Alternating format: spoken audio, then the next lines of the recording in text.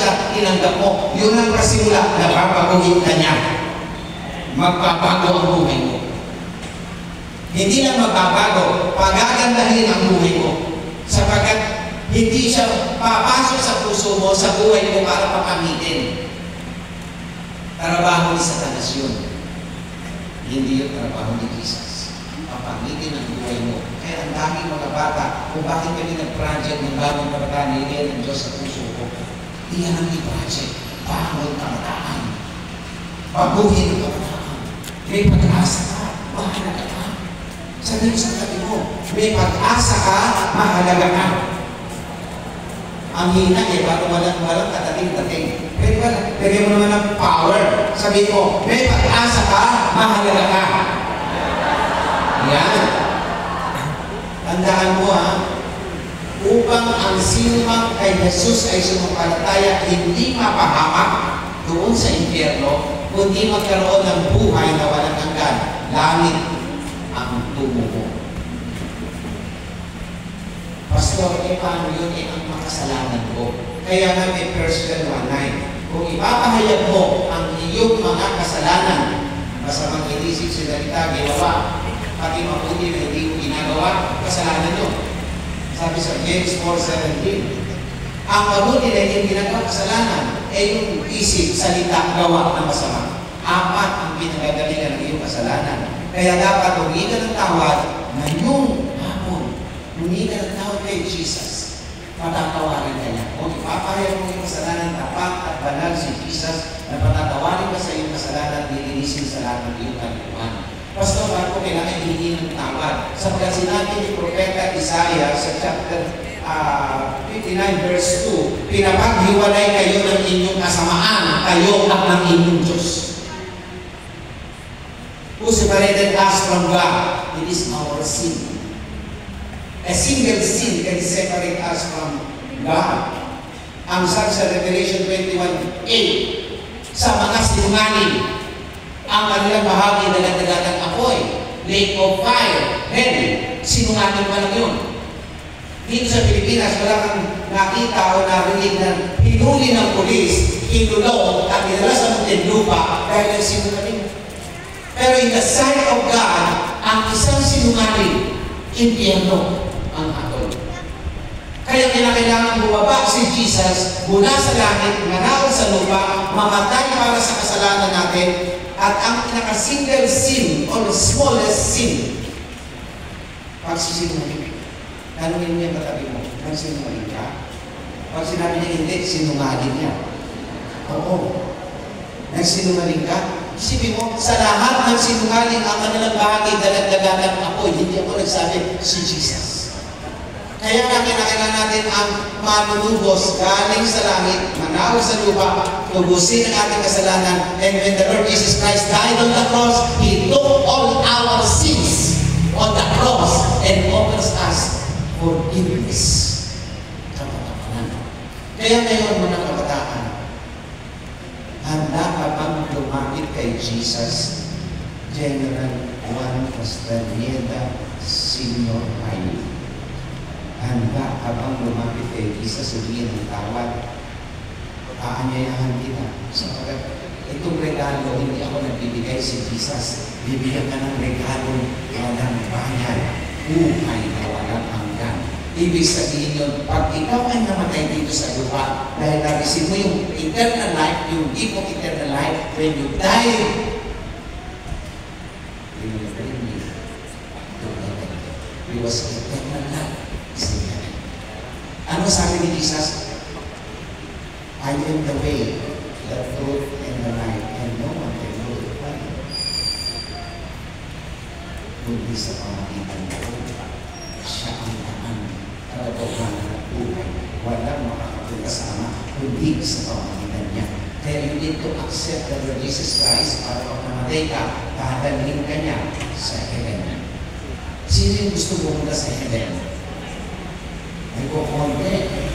Ako, kung mayroong gusto pumunta sa heaven, yung taga-generous, ayan, pati INH student, gusto pumunta sa heaven.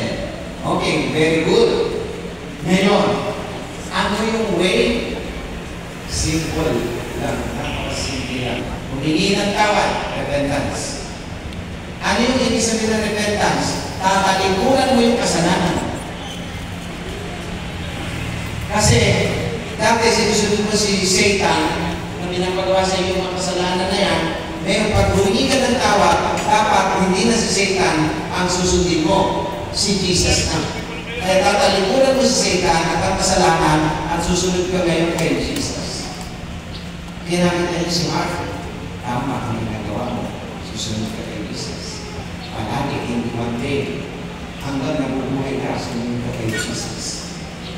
Hingi ng tawad at pagkatapos tanggapin si Jesus. Ang sabi sa John 1:12, pakinggan nito ha, dadagwak ang lahat ng kay Jesus ay nagsitanggap, pinagkalooban, iniyas sila ng karapatan ng maging mga anak ng Diyos.